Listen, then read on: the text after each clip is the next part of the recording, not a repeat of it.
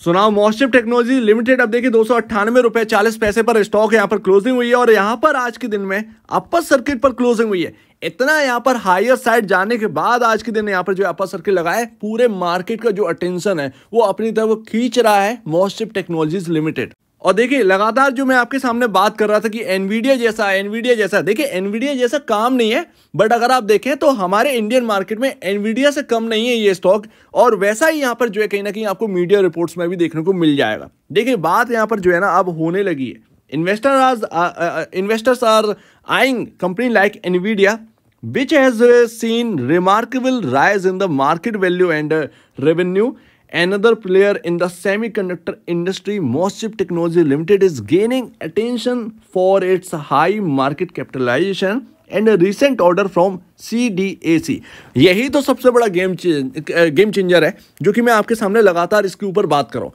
देखिए स्टॉक के अंदर जो राइज है वो अभी डिमांड आ रही है, अटेंशन यहाँ पर जो है ना खींचा जा रहा है स्टॉक की तरफ से, और जिस तरीके से यहाँ पर CDAC आकर यहाँ पर जो है ऑर्डर दिए हैं वो सबसे ज्यादा यहाँ पर जो है अट्रैक्ट कर रहा है। तो अभी जो एक डिमांड हाई देखने को मिल रही है बिकॉज ऑफ लोअर प्राइसेस पर यहाँ पर चल रहा है, तो आप कह सकते हैं 5,000 करोड़ का मार्केट कैप कोई बहुत बड़ी बात नहीं है। हमने IPO में ऐसी कंपनियां आती हुई देखी हैं, महंगे से महंगी लिस्टिंग होती हुई देखी है, बट वहां पर इसीलिए वो टिक नहीं पाई क्योंकि वहां पर जो एक्सपेक्टेशन थी उस हिसाब से वो रिजल्ट नहीं आ पाई।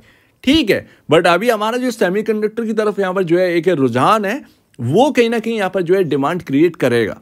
और ऐसा नहीं है कि मोस्टशिप कोई हाई वैल्यूएशन पर आपको जो है IPO लाकर दे दिया हो, ये यहाँ पर जो है ना आपका रिटर्न बनाकर दिया है, तो ये मामूली बात नहीं है। और यही अभी अगर आप देखें मार्केट, आप ये मत कहिएगा कि स्टॉक यहाँ पर जो है ना हाई वैल्यूएशन पर ट्रेड कर रहा है, मार्केट इसको वैल्यू प्रोवाइड कर रहा है, इस बात को आपको नोट करनी है। सैमिको कंपनी को यहाँ पर जो है आपको जो है मार्केट एक वैल्यूएशन जो है वो प्रोवाइड करा है, 3 गुना से ऊपर अब हो चुका है। कहाँ 90 रुपए के आसपास था, कहाँ अब आ चुका है यहाँ पर 298, यानी कि 3 गुना से ऊपर यहाँ पर निकल चुका है। कल की डेट में यहाँ पर जो है कहीं ना कहीं 300 रुपए का यहाँ पर जो लेवल है वो भी क्रॉस कर जाएगा। तो आज अपर सर्किट यहाँ पर जो बता रहा है वो एक स्ट्रांगनेस बता रहा है, तो यहाँ पर टिके रहिए। देखिए राइज किया है स्टॉक, बहुत चला है, 90 रुपए से कहाँ 300 रुपए आ गया है। गिरावट आएगी बट वो गिरावट एक अपॉर्चुनिटी ही होगी, ध्यान रखिएगा। और अभी यहाँ पर जो है ना अभी तो ये डिमांड का गेम है, अभी आप देखिएगा जब ये रिजल्ट में तब्दील हो गए तब आप देखिएगा कि ये स्टॉक कहाँ पर जाता है। अभी तो रिजल्ट आए नहीं है इसके, निकल कर रिजल्ट में कन्वर्ट होने दीजिए, ये तेजी आपको पता चलेगी। Nvidia stock, Indian Nvidia stock आप कह सकते हैं मोस्टशिप टेक्नोलॉजीज को। और बस अब इंतजार है 5 जुलाई का, जब अब एक EGM आपके सामने रखी गई है, एक्स्ट्रा ऑर्डिनरी जनरल मीटिंग। यहां पर सभी शेयर होल्डर्स को शामिल होना है बिकॉज आगे के जो प्लान्स हैं वो आपके सामने रखे जाएंगे, कई सारी बातें यहाँ पर जो है ओपन होंगी, ये सब इंपॉर्टेंट है। वही आगे यहाँ पर जो है कहीं ना कहीं एक इम्पैक्ट डालेगी स्टॉक पर।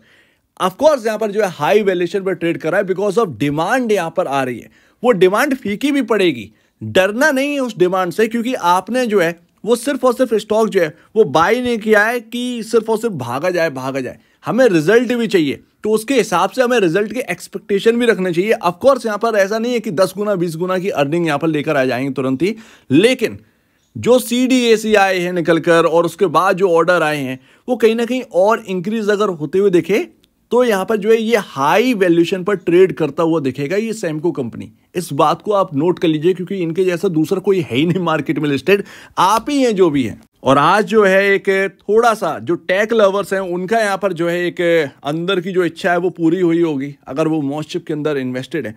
यहाँ पर अगर आप देखेंगे तो अब मिड कैप में एंटर कर चुके हैं, 5,000 करोड़ का मार्केट कैप जो है वो अचीव कर लिया, उससे ऊपर निकल गई है। 5,370 करोड़ का मार्केट कैप यहाँ पर जो है पहुंच चुका है। 5,370 करोड़ का मार्केट कैप अभी यहाँ पर हासिल कर चुकी है, बट ये अभी और भी अचीव कर सकती है। बस यहाँ पर जो है थोड़ा सा नंबर्स पर फोकस करना है। नंबर्स अभी एकदम नहीं बढ़ेंगे, सिंपल सी बात है, ऐसा नहीं है कोई बहुत बड़ा बिग ऑर्डर साथ में लग गए हों जिसकी वजह से स्टॉक चल पड़ा हो, बट ये जो तेजी है वो फर्स्ट स्टेप जो रखा है सेमीकंडक्टर ने उसकी वजह से तेजी, और गवर्नमेंट की तरफ से यहाँ पर जो है थोड़ा सा आगे बढ़कर पुश किया गया है, ये एक सबसे बड़ी बात। और यहाँ पर इस चीज को रिमूव कर दीजिए। अगर आप इंडस्ट्री पे अभी भी देख रहे हैं सॉफ्टवेयर का, ये है सॉफ्टवेयर, IT सॉफ्टवेयर का है ये, आप IT सॉफ्टवेयर में नहीं आते हैं, आप यहाँ पर जो है ना IT हार्डवेयर में आते हैं, ठीक है। हार्डवेयर में आते हैं, उसका इंडस्ट्री भी जो है वो 150 के आसपास है, 100 से 160 के आसपास से आप चेक कर लीजिएगा। उसके कंपैरिजन आपको 543.28 का देखने को मिल रहा है, क्योंकि इनका सॉफ्टवेयर बनाने का काम नहीं है ना, ये सिंपल सी बात है। डिज़ाइनिंग, सेमीकंडक्टर डिज़ाइनिंग का वगैरह वगैरह यहाँ पर जो है काम है, और वो जो मैन्युफैक्चर होते हैं वो होते हैं ताइवान के अंदर, सो दैट ये पूरा काम है। तो यहाँ पर ना आपको हार्डवेयर में रखना है। सबसे बड़ी बिग अचीवमेंट क्या होगी कि कंपनी के साथ कोई कोलैब कर ले तो यहाँ पर जो है ना इनके साथ मिलकर डिज़ाइनिंग एंड मैन्युफैक्चरिंग में अगर कोई कंपनी उतरती है, चाहे वो यूएस की हो या ताइवान की हो, यूएस की होगी तो ज़्यादा बेहतर, क्योंकि यूएस के लोग भी जो है वो सेमीकंडक्टर के अंदर बढ़ रहे हैं। क्योंकि यहाँ पर अगर आप देखेंगे तो चिप शॉर्टेज हो गई थी, ऑटोमोबाइल कंपनियां यहाँ पर जो है ना डब्बा हो गई थी, बिल्कुल यहाँ पर महंगी हो गई थी कारें। अगर आप देखेंगे कार मैन्युफैक्चरिंग करना बड़ा मुश्किल हो गया था बिकॉज ऑफ चिप शॉर्टेज। आपने नाम सुना होगा। ये यहाँ पर जो इंडियन ऑटोमोबाइल कंपनियां हैं, महिंद्रा एंड महिंद्रा, आपका यहाँ पर टाटा मोटर्स खैर उनकी तो एक अलग ही है। यहाँ पर जो है आप टाटा एलेक्सी अगर देख रहे हैं तो शायद वही उनको यहाँ पर जो है सप्लाई करते हुए नजर आए चिप्स को, लेकिन कहीं ना कहीं अगर उनको अगर अलग कर दिया जाए तो महिंद्रा एंड महिंद्रा है, बाकी जो कंपनियां हैं ऑटोमोबाइल कंपनियां, वो अगर आगे बढ़कर अप्रोच करेंगी मॉसचिप जैसी कंपनी को, मॉसचिप को ही नहीं, मॉसचिप को आगे रखना मतलब एकदम ये भी ठीक नहीं होगा। बहुत सारी कंपनियां हैं, सबको अगर अप्रोच करती हैं और यहाँ पर ऑर्डर्स देना स्टार्ट करती हैं तो कहीं ना कहीं यहाँ पर जो है कंपनियों का भी यहाँ पर चिप शॉर्टेज का जो एक टाइम फेज है या एक डर लगा रहता है वो कम होगा, बिल्कुल कम होगा।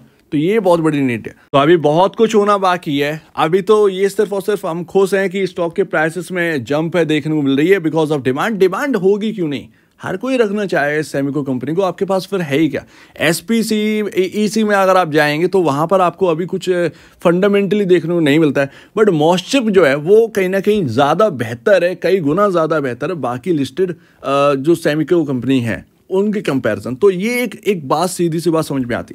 अब अगला फोकस क्या होगा, ऑर्डर्स के ऊपर तो रहेगा ही, कोलैब के ऊपर रहेगा कि कौन कोई कोलैबोरेट करता है। ये चीज़ का ईजीएम में पता चल जाएगा अपने को क्या आगे के यहाँ पे जो रणनीति है। बट अभी हमारा जो फोकस रहेगा वो कहीं ना कहीं अर्निंग्स पर रहेगा।